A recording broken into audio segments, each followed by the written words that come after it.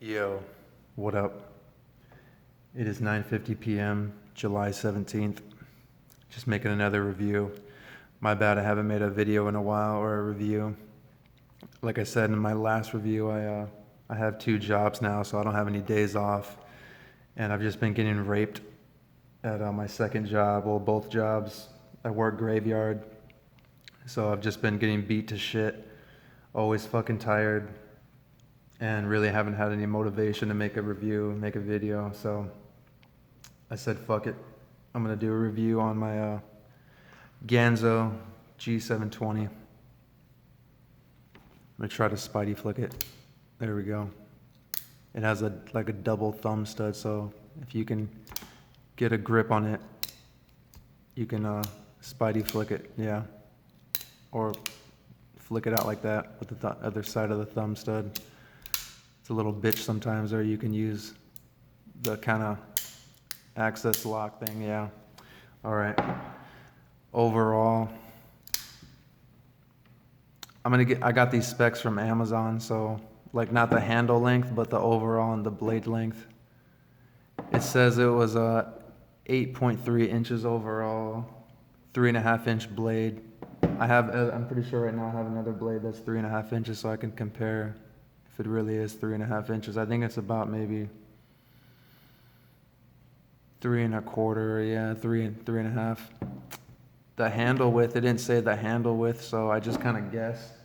I have a fucking Kershaw Lucha that is just about 4.5 inches, so I just use that. You know, if you have a blade, you know the exact measurement of, you can kind of use it as a measuring, you know, stick or fucking ruler. So yeah, about 4.5-inch handle. 3.5-inch blade, yeah, and the material is right there. You can see Ganzo G720, and it says it's a 440C. I got this January 2022, so like 6 months ago almost. Oh yeah, just 6 months ago. Got it on Amazon. It was about 20 bucks. I think it was 19 bucks. And I just looked up the knife and it says it's 23, so I think it went up a couple bucks in price. But I would say it's still definitely worth the money.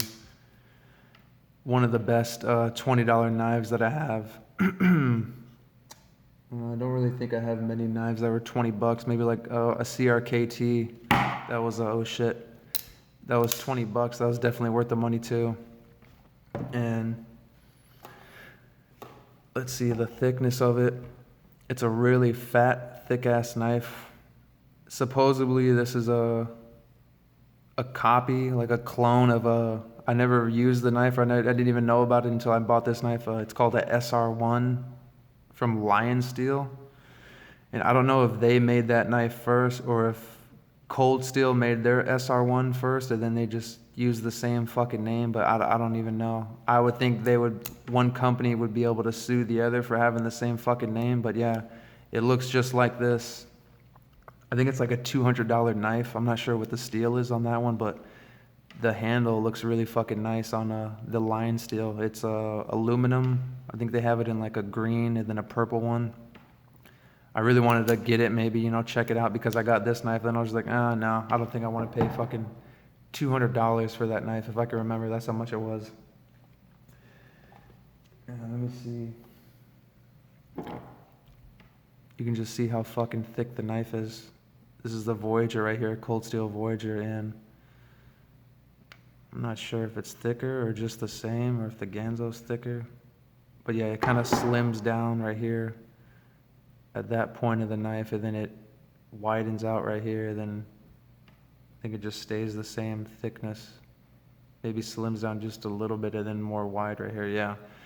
But it has a kind of open construction, but if it wasn't for that big ass backspacer, then it would be open, like, you know, free flowing through. But yeah, that's why it has such a thick profile. All right. And the grips on it, it has a very comfortable grip. Sorry, my voice is a little fucked up. you can't really hold it in many different grips because of that palm swell kind of, finger choil right there. And it doesn't have a long S handle like a Voyager or one of my Spydercos that you can kind of choke back on like that. But just kind of that grip and holding it in reverse grip is very comfortable. And the texture on it, it's G10. Like I said, I'm pretty sure I said that. G10, and the way they fucking cut it is kind of weird, like the pattern on it.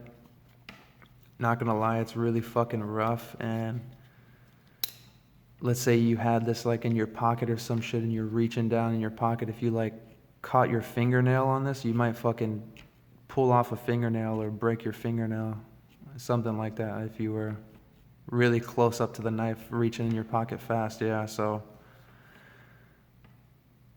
just letting you know that if you maybe got some sandpaper and fucking, sanded it down a little bit, it would be a little bit more smooth. But I was thinking about doing that, and then I was just like, I'll just let it kind of smoothen out, just wear out, over time. But right here, it's really fucking rough because it, kind of touches, wears on more spots right here because the way it's shaped. But yeah, right here, it's more fucking rough because, I've had it on tables and shit like that and in my pocket or in my fucking bag, so it kind of smoothed out right here, but yeah, not right here. Let's do a comparison. I brought a good amount of knives to compare it with. Voyager XL. Oh shit, Lucha. So it's not a really small knife, but it's not a big knife.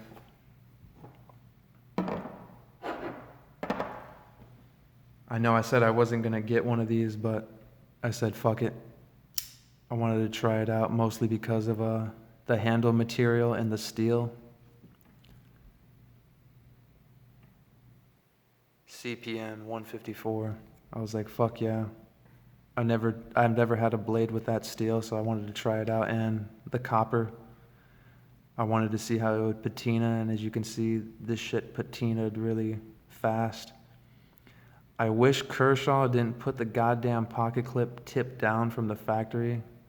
Kershaw, if you're watching this, please put it tip up from the factory. So I know it's gonna patina, but I don't really want it to look like that.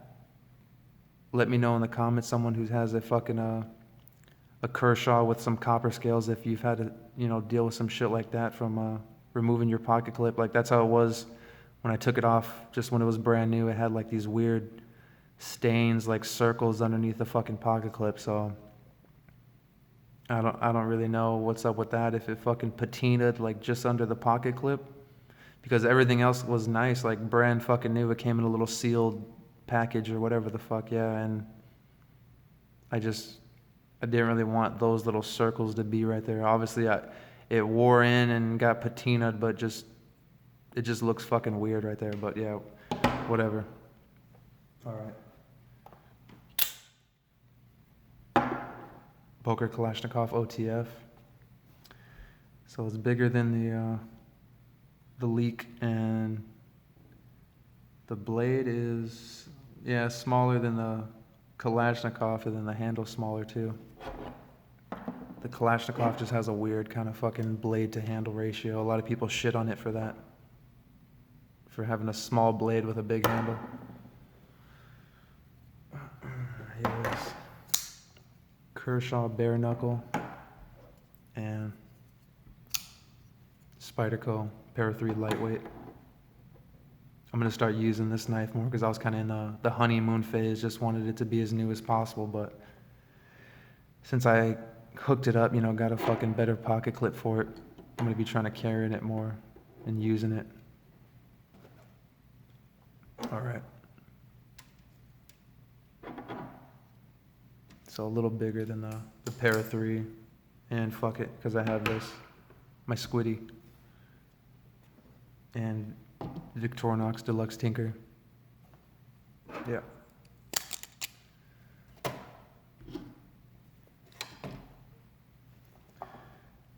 So this is a pretty good EDC knife. I don't want to say it's an overbuilt EDC knife because it's not, you know, it doesn't have a fucking triad lock or some shit, but because it has pretty decently thick liners, even though they're skeletonized, and it has just a fat fucking thick blade, you know. But like I would say something like this is what, you know, someone wants for like an EDC knife. So that's why I'm saying it's kind of like an overbuilt knife. It has a really strong lock, pretty much like an access lock, you know, copy of it. And I've taken this apart in the Omega kind of springs, you know, whatever you want to call them. It's not a Benchmade, but yeah, it's pretty much like an Omega spring. The spring is pretty fucking thick, and the lockup, it has a really strong lockup, so it would be kind of, you know, good for a self-defense knife if you had to use it for that. But just the way the blade is shaped, the profile, you know, style of the blade, it kind of has like a chode of a blade. You know, it's about as pointy as like a fucking beaver tail, even though it has a little bit of a point. But yeah, I wouldn't really want to be stabbing anything with it. It's just mostly good for doing some, I don't know, you can kind of do it like that, like kind of power cut it through material and shit, because it has it's just all fucking belly. It just has so much goddamn belly. Like the way it just kind of swoops up all the way towards the fucking spine almost. Like that was, you know, it's almost flat. Like you can see how much, yeah, right there, how it's almost lined up with the spine.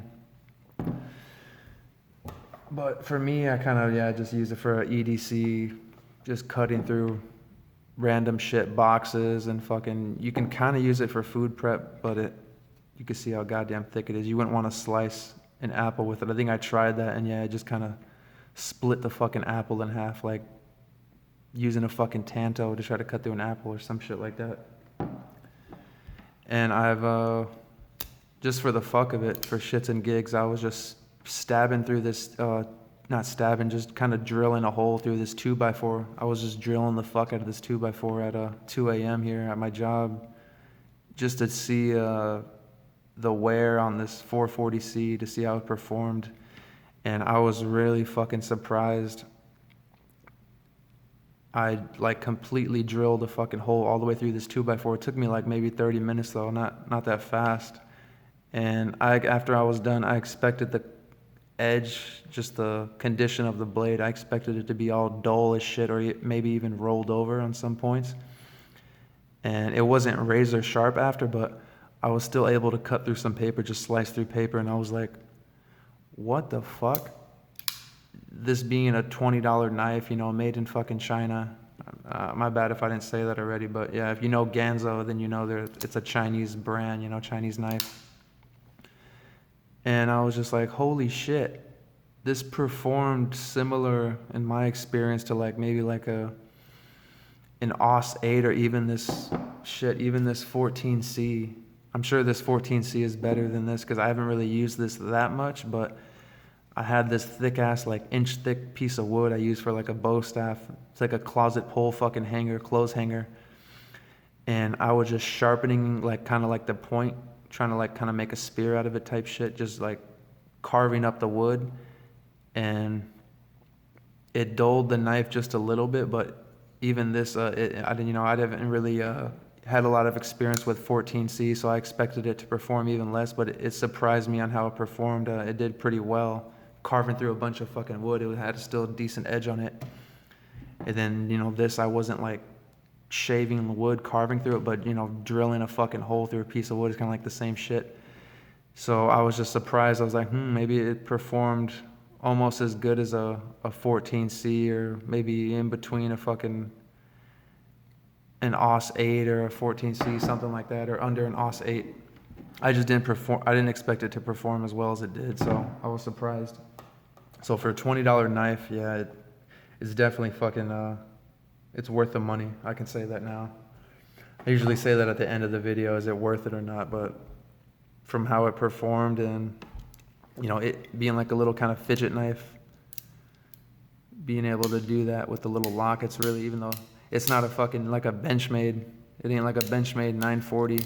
I have a 940 and I compared the locks, and the Benchmade is way easier to work the access lock, but maybe that reason is because the Omega springs on that is like, you know, thinner, weaker springs. I don't want to say weaker, but because they're thinner and they kind of have a reputation for always breaking, and people always got to replace their springs. You know, thank fuck I haven't had to do that on mine, even though I haven't really used it a lot. Maybe that's kind of why I haven't used it that much, like whipping the fucking axis lock around like a fidget spinner and shit. I try not to on that one because I don't want it to break. But I would say, and yeah, I've actually taken this knife apart too, and I've seen the springs. It has really thick ass springs, so I wouldn't fear these springs breaking. But a kind of negative to that is you can kind of hear it's not as smooth, and it just feels kind of a little gritty, kind of grimy, like especially when it was brand fucking new. But now using it a lot, it, you know, flipping it, I would have to say, shit, I've whipped this shit like just with the axis lock going like that, open and close, maybe fucking, I don't know, 300, 400 times if I had to guess.